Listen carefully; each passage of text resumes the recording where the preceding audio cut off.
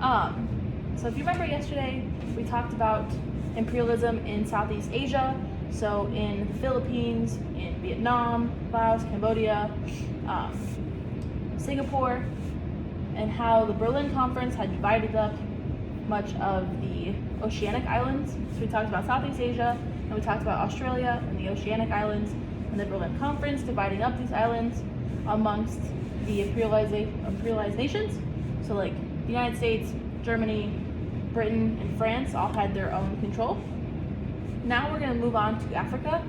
There was what is known as the Scramble for Africa by many of these European nations. If you look at that political cartoon right there, it depicts Africa as a cake, and they're slicing it up into different pieces and different slices. That is essentially what they're going to do with Africa, with European nations as well. So we're going to get started. Let me know at any point if you have any questions on anything. Here we go. So the Industrial Revolution in Western nations is going to bring dramatic changes to Africa. So we talked about the Industrial Revolution before break and how many countries were industrializing, they were putting up factories, cotton mills, and then they're going to be in search for raw materials and trade routes.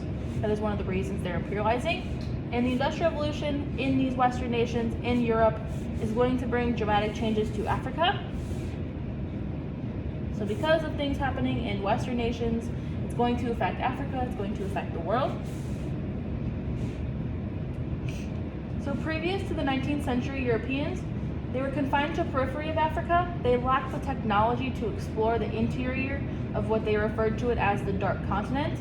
They referred to it as the Dark Continent because of the lack of knowledge and as well as the peoples.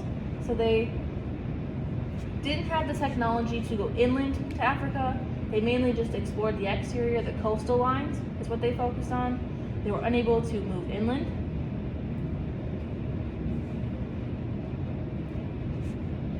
So once that technological capacity to go inland was possible, the abundance of gold, diamonds, and copper stimulates that Western exploration. I think I read copper and stimulate at the same time. So, and copper stimulated Western exploration. So once they achieve that technology to move inland to explore, they're going to find a lot of gold, diamonds, and copper, and that's going to make a lot of Western countries want to explore Africa and colonize. Because gold, diamonds, and copper are extremely valuable in terms of trade and that effort. So it's going to make people a lot of money. So they're going to want to explore within Africa.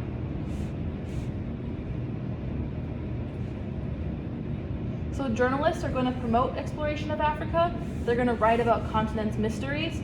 One of these mysteries is the search for David Livingstone. So journalists are going to promote these European nations to come and explore Africa. They're going to write a bunch of mystery like novels about someone named David Livingstone. And that is going to try and prompt people to come explore these mysteries.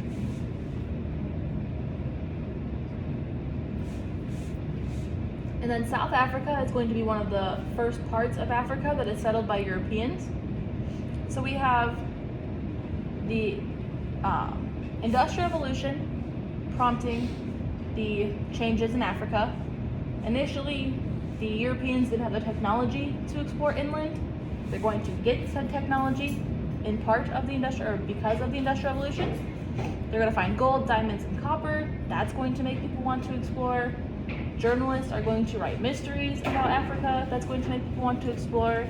And this is going to happen. You're going to see Europeans settle South Africa. It's that first part that is settled. Are there any questions on what we've covered so far?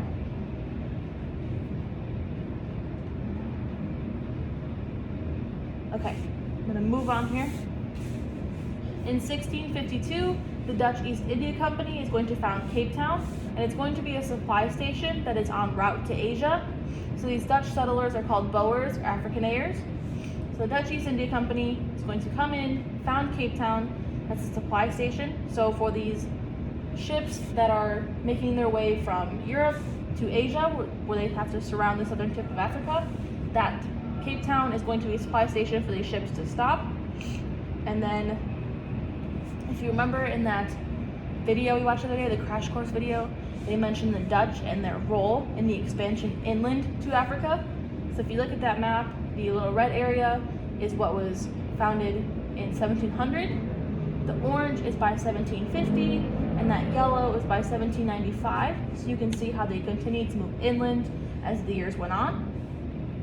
So the Dutch are going to be those first to found Cape Town in South Africa. And they are referred to as Boers. So we're going to talk a little bit more about the Boers as we go on. So just so you know, Boers are the Dutch settlers. And then in 1806, the British take the Cape of Good Hope. They're going to abolish slavery, and they're going to drive these Boers or Dutch settlers further inland on what is known as the Great Trek. So the Great Trek is that, I don't want to say trek, that's what it's called, but on the march essentially inland, they're going to push them further inland. So here we have the British, now in South Africa. Those are those first Europeans. We have the Dutch and now the British.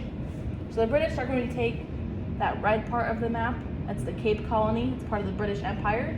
That is now under British control. They're going to push those Dutch settlers inland. And then in 1816, African leader Shaka is going to seize control of the Zulu kingdom, and they're going to fight the Boers for control of the land. So those Boers, these Dutch settlers, are going to be moving inland. They're going to come in contact with the Zulu kingdom. So the African leader Shaka of the Zulu kingdom is going to fight these Boers for control of that land. So if you look on the map, you have the Cape Colony, which is where the Boers are coming from, trekking upward, tracking inland into Zululand, which is this dark brown area, or the brown area. And then this whole big orange part of Africa is the war zone between the Zulus and the Boers. So we have war over control of the land, war over territory. Okay. The Boers are going to subdue the Zulus, so the Boers are going to win this battle for the land, and they're going to create two republics that are free from British control. So these republics are not under British control and not a part of the British Empire. These republics are known as the Orange Free State and the Transvaal. So we have the Orange Free State, we can talk about it again. So just so you know, it's one of those two republics that are not under British control. It's part of that the Dutch settlers. So we have the Orange Free State and the Transvaal, that are two republics that are part under Dutch territory. Okay. And then in 1879, the British are also going to defeat the Zulu kingdom after several bloody battles. It's going to include the Battle of Isandlwana, where the Zulus are going to win. So you have the British going to war with the Zulus over territory. The British are going to win. However, the Zulus do have some battle victories as well. Seems like the British are always going to war over territory. Pretty much anything we talk about, I feel like every unit we've talked about the British going to war over territory, and this is no different. So we have the British moving inland as well now. Originally they were at that southern tip, now they're moving inland. Do you have any questions on the British, on the Boers, the Zulus, anything like that?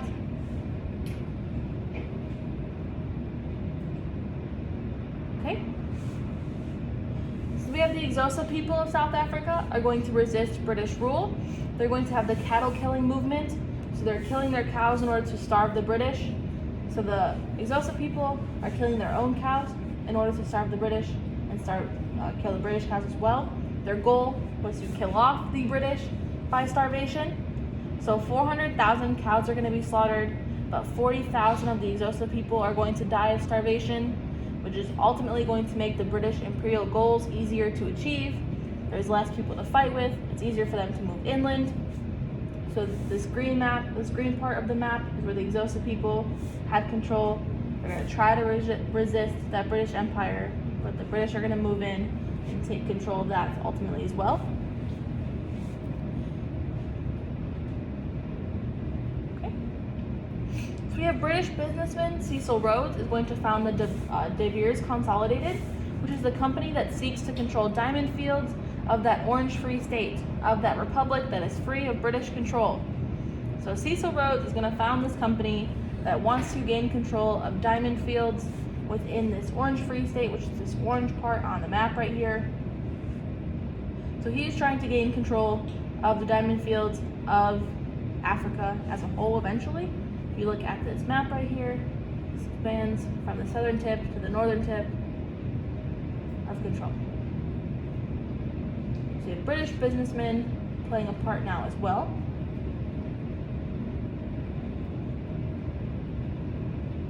From 1899 to 1902, we have the British South Africa Company is going to seize Boer lands in what is known as the South African War, or the Boer War.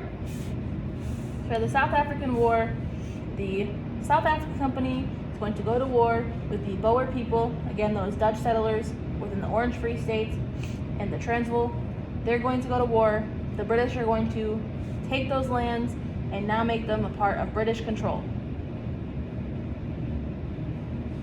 So again, war over territory seems to always involve the British. And then in 1910, the Union of South Africa is going to be founded. The British allowed European settlers to run the colony.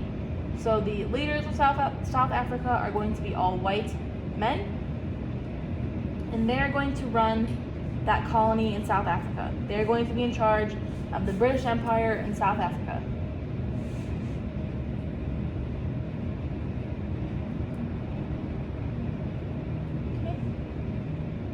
So Egypt is also going to be one of those first African kingdoms that is imperialized by Europeans. So we have the southern tip of Africa and the northern tip, or the northern part as well, in terms of Egypt. That's going to be imperialized by Europeans. Are there any questions about what the British did, about South Africa, about Egypt?